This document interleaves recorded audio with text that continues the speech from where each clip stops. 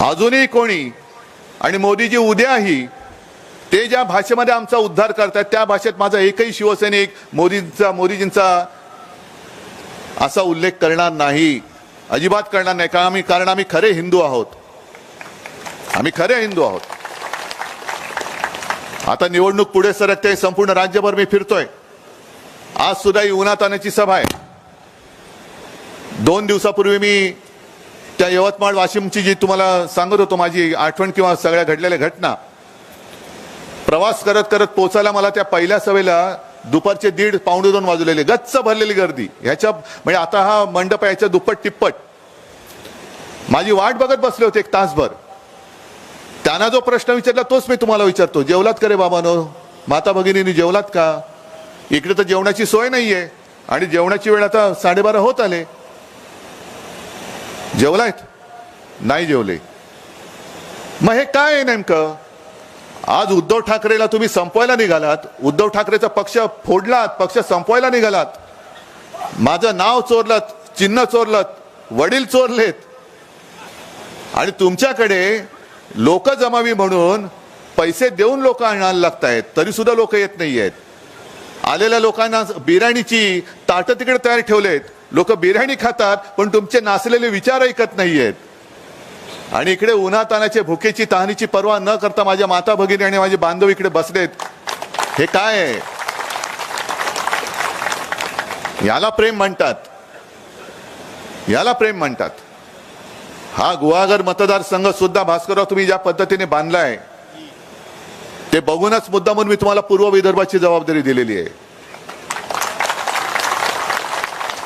कारण आता जिथे जिथे जातोय तिथे सगळेजण सांगतायत. म्हणजे आता आपली महाविकास आघाडी 3 पक्ष आहेत. आंबेडकर साहेबांना सुद्धा आपण सांगतोय तुम्ही पण या सोबत.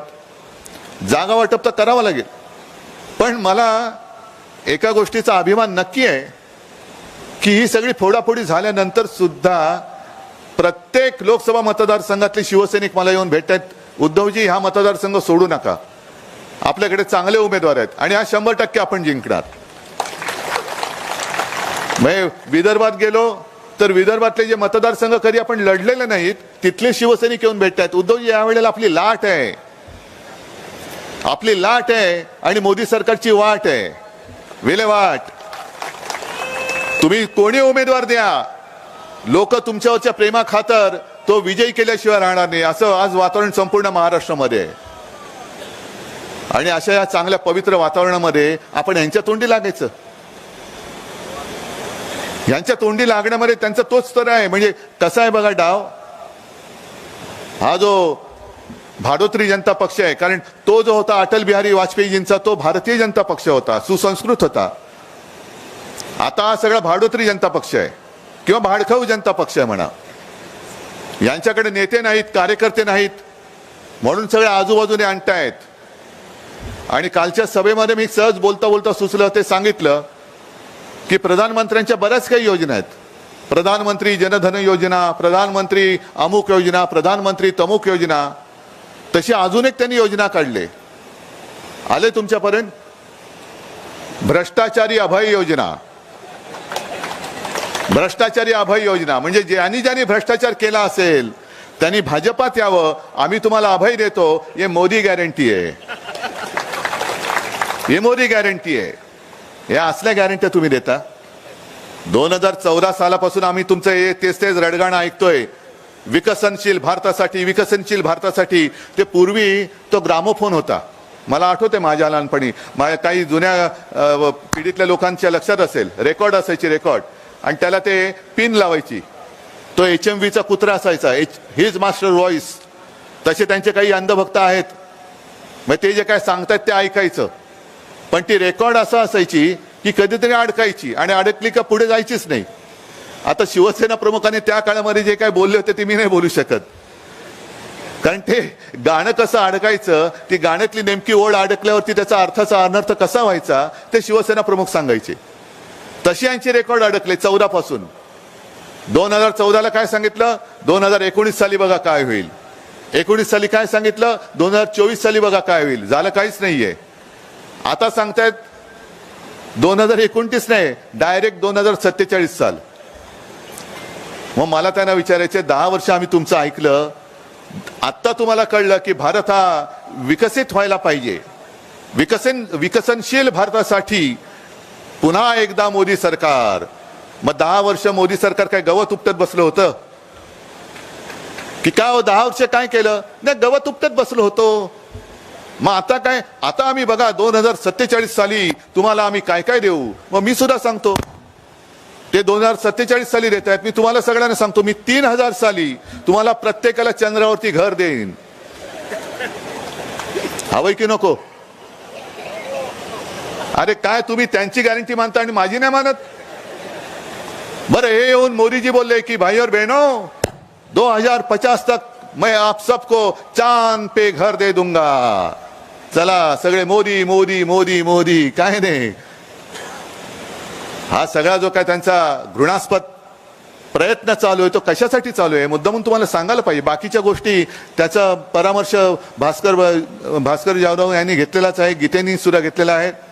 आणि भास्करराव आहेत खंबीर, इथल्या स्थानिक ज्या काही समस्या आहेत ते आहेत खंबीर. मला त्याच्यावरती जास्त बोलण्याची गरज नाहीये. जी MIDC देत होतो ती कशी थांबवली वगैरे वगैरे सगळ्या गोष्टी तुम्हाला माहिती आहेत. मासेमारी सुद्धा मध्ये मी ऐकलं होतं पेपरमध्ये की आता मासेमारी करायला सुद्धा LED लावून गुजरातच्या बोटी येत आहेत ना. मग इथून सगळं गुजरातला नेत आहेत. सगळे उद्योगधंदे MIDC आमच्या हक्काची द्यायचीच नाही. महाराष्ट्रात येणारे आणि असणारे उद्योग हे गुजरातला न्यायचे. आमचे मासे पण तुम्ही न्यायचे. आणि आम्ही काय करायचं? आम्हाला काय घंटा नाही, कारण राम मंदिर केलंय, तुम्ही घंटा वाजवत बसा, बाकी उद्योग आम्ही घेऊन जातो गुजरातला. मला गुजरात बद्दल काही राग नाहीये. अनेक गुजराती कुटुंब वर्षानुवर्ष आपल्या महाराष्ट्रामध्ये राहत आहेत. कुठे काय त्यांचं आपलं भांडण आहे? अनेक अगदी मुंबईच्या शाखेमध्ये सुद्धा शाळेच्या ऍडमिशन पासून हॉस्पिटलसाठी असेल, रक्तासाठी असेल, गुजराती माता भगिनी बांधव येतात. कधी कोणी त्यांना नाही म्हणत नाही. पहिला धावून जातो तो शिवसैनिक जातो. हे आमचं आणि गुजरातचं नातं आहे. आणि उद्या आपलं इंडियाचं सरकार आल्यानंतर, इंडिया आघाडीचं सरकार आल्यानंतर आम्ही गुजरातशी द्वेषाने नाही वागणार. जे गुजरातचं हक्काचं असेल ते आम्ही गुजरातला नक्की देऊ. पण आज जसं मोदीजी वागतायत, मोदीजी तुम्ही देशाचे पंतप्रधान आहात का फक्त गुजरातचे पंतप्रधान आहात हेच आता कळत नाहीये. आणि एवढी मस्ती डोक्यामध्ये गेलेली आहे. मधल्या काळामध्ये सिंधुदुर्गला येऊन गेले, मी सांगितलं ना तिकडे आम्हाला वाटलं कोकणासाठी काहीतरी देऊन जातील, कारण निसर्ग वादळ आलं होतं, त्योक्ते वादळ आलं होतं. ना मोदीजी इकडे फिरकले, ना केंद्राने एक पैशाची मदत इकडे केली होती. केंद्राच्या निकषाच्या पलीकडे जाऊन महाविकास आघाडी सरकारने इथल्या सगळ्या त्या आपत्तीग्रस्तांना मदत केली होती. अनेक वेळेला असं होतं की चक्रीवादळ आल्यानंतर धावपळ होते आणि 2 वर्ष लागोपाठ चक्रीवादळ आलं.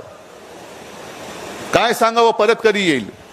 मग अचानक सगळ्या लोकांना घरं खाली करून न्यायचं कुठे? म्हणून मी सांगितलं होतं की जिथे जिथे अशी धोक्याची ठिकाणं आहेत तिकडे माझ्या नागरिकांना कुठेही गैरसोय होऊ नये अशी निवारा केंद्र तिकडे बांधा, की जिकडे माता भगिनी येऊन राहतील, वेगळे आपले सगळे पुरुष मंडळी येऊन राहतील, तिकडे चांगली शौचालय असतील, टॉयलेट असतील, त्यांना काय हवं नको जेवण खाण्याची व्यवस्था होईल. कुठेतरी तंबू बांधलाय आणि घुसवून टाकलं त्यांना, असं नको. तशी पक्की निवारा केंद्र बांधा.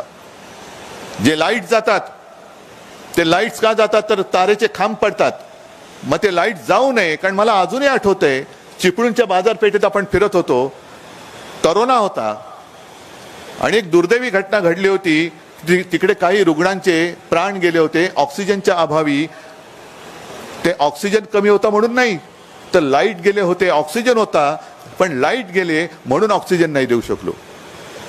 आणि त्याच्यासाठी आपण ठरवलं होतं की या सगळ्या ज्या वीज वाहक तारा आहेत त्या भूमिगत करायच्या. वादळ किती आलं तरी माझे नागरिक त्या निवारा केंद्रात सुरक्षित राहतील, आणि किती मोठं वादळ आलं तरी वीज पुरवठा बंद होणार नाही, ही जबाबदारी मी तेव्हा घेतली होती मुख्यमंत्री म्हणून. आणि आता हे जे सांगतायत यांना 14 साली आपणच निवडून दिलं, 19 साली आपणच निवडून दिलं, आता पुन्हा आपल्याला निवडून द्यायचं आहे. अनंत गीतेना तर निवडून द्यायचं आहे, पलीकडे विनायक राऊतला निवडून द्यायचं आहे. पण आता आपण त्यांना बसवणार नाही आहोत, आपल्या हक्काचा इंडिया आघाडीचा पंतप्रधान बसवणार आहोत. बरं, त्यावेळेला सुद्धा 30 वर्षानंतर एकट्या भारतीय जनता पक्षाचं सरकार आलं होतं. 270 272 प्लस आलं होतं ना. 19 साली 300 प्लस झाले. यांची हवस संपत नाही. आता म्हणे आपकी बार 400 पार. कशासाठी 400 पार पाहिजे?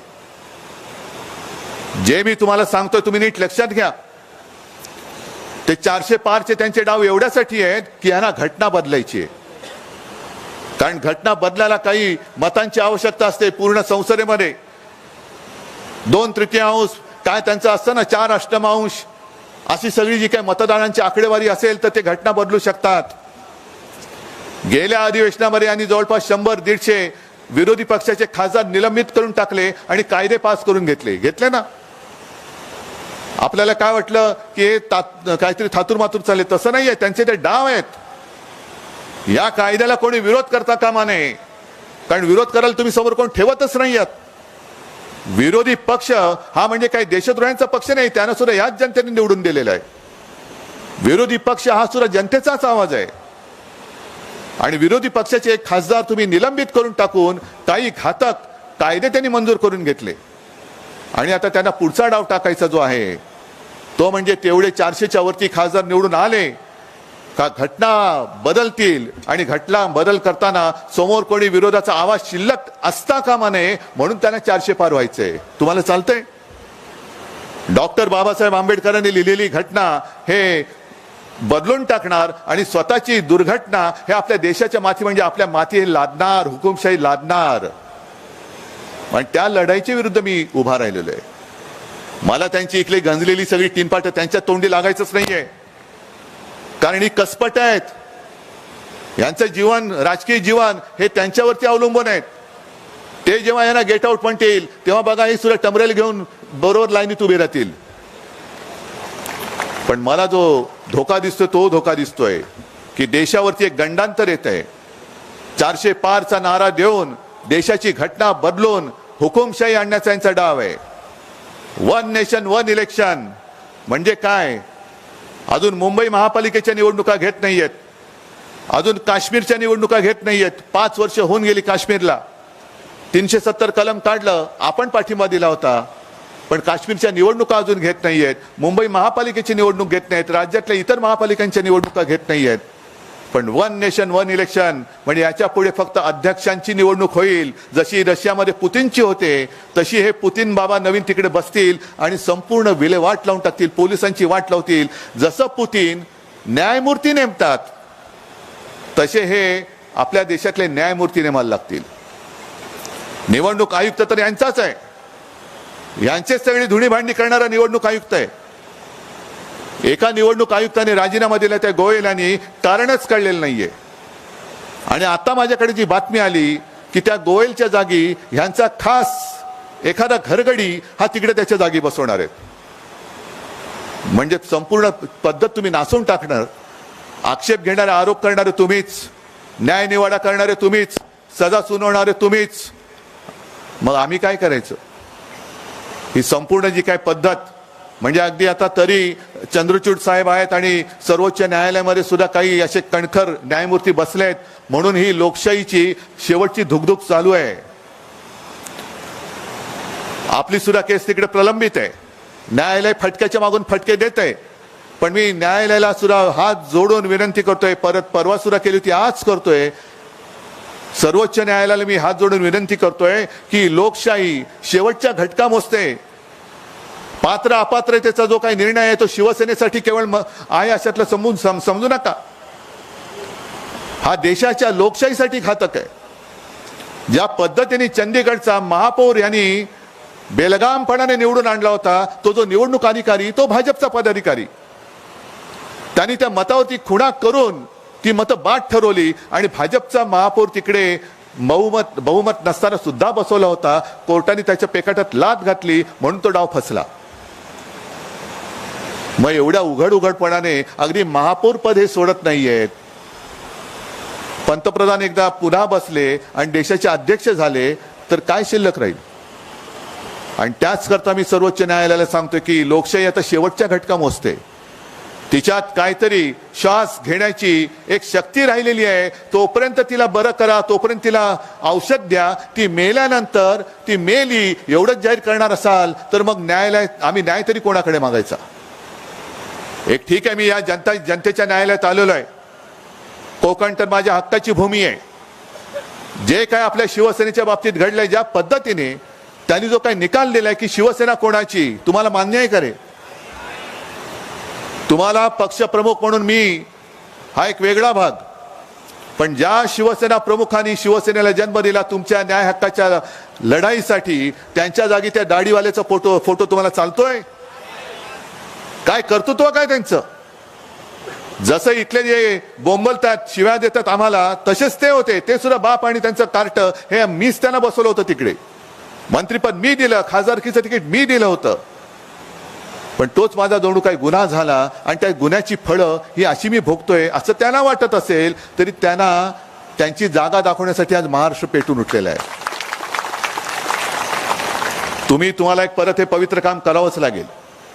गेल्या वेळेला जे झालं त्याच्याबद्दल मी अगदी उघडपणाने तुमची माफी मागतो, कारण मी चालवतो मोदींचा प्रचार करायला. ही माझी चूक झाली, पण आता ही चूक मी सुधारलेलो आहे. तुम्ही सुधारलायत की नाही? आता पुन्हा जर का तिकडे मोदी सरकार येणार असेल तर मग आपल्याला तोंड सुद्धा उघडण्याची वेळ येणार नाहीये. आणि मला आठवत आहे काही वर्षांपूर्वी काही मित्र आपल्याला भेटत असतात, काही उद्योगपती असतात, काही मित्र असतात, काही आपले सगळे सोयरे असतात. असेच काही माझे मित्र चीनला गेले होते ऑलिम्पिक झालं त्याच्या आधी. आणि तिकडे गेल्यानंतर त्यांनी मला एक किस्सा सांगितला. ते म्हणाले, उद्धवजी तिकडे गेल्यानंतर भाषेची बोंब आहे. हे ऑलिम्पिकच्या आधीची गोष्ट आहे. तिकडे दुभाषी असल्याशिवाय कोणी बोलूच शकत नाही. मग तर म्हणे आम्ही एका गावात गेलो, शहरामध्ये गेलो, तिकडे एक अत्यंत उत्तम इंग्रजी बोलणारा साधा गरीब माणूस आम्हाला गाईड म्हणून मिळाला. छान इंग्रजी बोलायचा. आणि मग आम्ही त्याला सांगितलं की अरे तू एवढं चांगलं इंग्लिश बोलतोस, पण त्याची गरिबी कळत होती. त्याचं बटन तुटलं होतं, खिसा थोडा फाटला होता, पण इंग्रजी व्यवस्थित एकदम फरडं इंग्लिश बोलायचा. तर त्याला आम्ही सांगितलं, अरे तू आपल्या ह्या चीनची जी राजधानी आहे बीजिंग, ते बीजिंगला का नाही जात? आता तिकडे ऑलिम्पिक्स होणार आहे, देशभरातनं सगळे पर्यटक तिकडे येतील, तुला 2-5 पैसे जास्त मिळतील. तो म्हणाला नाही म्हणे, मला जगायचंय. तुला जगण्यासाठीच सांगतोय. बीजिंगमध्ये गेलास, परदेशी पाहुणे येतील, तुला जास्त पैसे मिळतील. नाही म्हणे, मला जगायचंय. तुला जगायचं म्हणजे काय? तुला जगण्यासाठी आम्ही सांगतोय. तुला तसं नाहीये. बीजिंगमध्ये जर अनावधानाने सुद्धा एखादी व्यक्ती कळत नकळतपणाने सरकारच्या विरोधात बोलली तर 2 दिवसामध्ये ती व्यक्ती अदृश्य होते. मला अदृश्य व्हायचं नाही, मला जगायचंय. मला तेव्हा काय वाटलं होतं की अरे हे चीनचं फारच भयानक आहे, पण ते आता होताना आपल्या देशात होईल की काय अशी भीती वाटायला लागलेली आहे. जे त्यांच्या विरोधात बोलतील त्यांना सरळ देशद्रोही म्हणून तुरुंगात टाकलं जात आहे, सरळ धाडी टाकल्या जात आहेत. हे राजन साळवी इकडे बसलेत, आज सुद्धा नोटीस आलेल्या आहेत. म्हणजे साधे साधे माझे कार्यकर्ते त्यांच्यावरती नोटीसी मारल्या जात आहेत. पण त्यांच्या गटात गेले, हे काल परवाकडेच बघितलं ना तुम्ही, ज्यांचा उल्लेख मी अभिमानाने करत होतो, गेले तिकडे, झाले ईडी बिडी बंद. सगळे आरोप करणारे तुम्हीच. त्या वेळेपर्यंत तुम्हाला कळलं नव्हतं. 2014 काय त्याच्या आधीपासून अगदी अनिल परब काय सगळेच. अनिल परबानी तर त्यावेळेला 92-93 साली पोलीस आणि मिलिटरीचा मार खाल्ला होता, त्याला जनावरासारखं भर रस्त्यात तुडवलं होतं. तरी सुद्धा आता शिवसेना सोडत नाहीयेत, राजन साळवी शिवसेना सोडत नाहीयेत, कारण ते लढवई आहेत. पण तुम्ही भाजपात या नाहीतर जेलमध्ये जा. ठीक आहे, तुमची मस्ती किती दिवस चालते मी बघतो. आमचं राज्य येत आहे आणि त्या अधिकाऱ्यांना सुद्धा सांगतोय, तुमच्या ईड्या बिड्या काय असतील त्या ईडीचं बंडल करून बरोबर काय करायचं ते आम्ही करू. जर माझ्या शिवसैनिकांना छळत राहाल तर थोडे दिवस थांबा. आमचंच सरकार आल्यानंतर या अधिकाऱ्यांना सुद्धा, ज्यांनी अन्यायाने माझ्या शिवसैनिकाला त्रास दिलाय, त्यांना सुद्धा कायद्याचे फटके काय द्यायचे ते आम्ही दिल्याशिवाय राहणार नाही. आणि हे सगळं असं वातावरण तुम्हाला मी सांगितल्यानंतर मी तळमळीने तुम्हाला सांगतोय, पोट तिडकीने सांगतोय. जे मला जाणवतंय, जे मी बघू शकतोय ते मी तुम्हाला सांगतोय की हे पाप आता आपल्याकडनं होता कामा नये. त्यावेळेला देशाच्या स्वातंत्र्यासाठी अनेक जणांनी बलिदान केलं, त्यांनी बलिदान केलं म्हणून आपण आपलं स्वातंत्र्य उपभोगू शकतो. आता ते त्यांनी बलिदान करून दिलेलं स्वातंत्र्य मतदान करून आपण टिकवू शकतोय की नाही? त्यांनी तर बलिदान केलं, आपल्याला मतदान करायचंय. कारण नाहीतर पुढच्या पिढ्या ह्या आपला उल्लेख काय म्हणून करतील? देशभक्त म्हणून करतील का? जे भाजपा करते, द्वेष पसरवते सगळीकडे, द्वेष, हिंदू मुसलमानांमध्ये द्वेष, यांच्यामध्ये द्वेष, त्यांच्यामध्ये द्वेष. आम्ही देशभक्त आहोत, आम्ही द्वेषभक्त नाहीत, अजिबात नाही. आणि म्हणूनच तुम्ही या भर उन्हाच्या सभेमध्ये अगदी सूर्य आग ओकत असताना सुद्धा माझ्यासाठी थांबलात. हेच मोठं एक दिलासा देणारं चित्र आहे. ह्यालाच मी माझे आशीर्वाद मानतो. हीच माझी शक्ती आहे, हीच माझी ताकद आहे. भाडोत्री जनता पक्षाकडनं पैशाचा अमाप वापर होईल, धबधबे कोसळतील, पण माझं आव्हान आहे, तुम्ही या महाराष्ट्रामध्ये पैशाचा पाऊस पाडून दाखवाच. पैशाचा पाऊस पडला तरी सुद्धा महाराष्ट्राची जमीन ही पवित्र आहे. किती पाऊस पडला तरी गद्दारीचा कोंब या महाराष्ट्रामध्ये ही माती उगवू देणार नाही. एक सुद्धा गद्दारीचा कोंब इथे उगवणार नाही. आणि त्याच करता उद्याची जी निवडणूक आहे, भास्करराव तुम्ही बोललात की प्रचाराला येऊ नका. ठीक आहे, तुमचं वचन मी पाळलं, मी प्रचाराला येणार नाही. पण आपल्या विजयाच्या, अनंत गीतेंच्या विजयाच्या मिरवणुकीला म्हणण्यापेक्षा सभेला मी येणारच. आणि त्या विजयाची जबाबदारी मी तुमच्यावर सोपवतोय. घेणार आहात? ठीक आहे, ठरलं? ठीक आहे. बाकी काय बोलायची? रमजान सुरू झाल्याने शिमला 2 दिवसाने शुभेच्छा. हा, नाही आता एकदा सगळं जुळलं की होणार नाही. आता शिमगा तर काय आता 2 दिवसावरती नाही, तो या भाडोत्री जनता पक्षाचा रोजच शिमगा चालू आहे. त्याच्यामुळे तो काय नाही, ते काय बोंबायचं ते बोंबलू दे त्यांना. आपला शिमगा आता येतोय, तो शिमगा नुसता बोंबलून नाही साजरा करायचा, तर त्या होळीमध्ये हुकुमशाहीची होळी करायची आहे, हुकुमशाहीची होळी. आणि रमजानचा सुद्धा पवित्र महिना सुरू होतोय. अनेक ठिकाणी आता हे वंचितचं काय होणार विचारणारे हे मुस्लिम बांधव आहेत. अनेक ठिकाणी मुस्लिम बांधव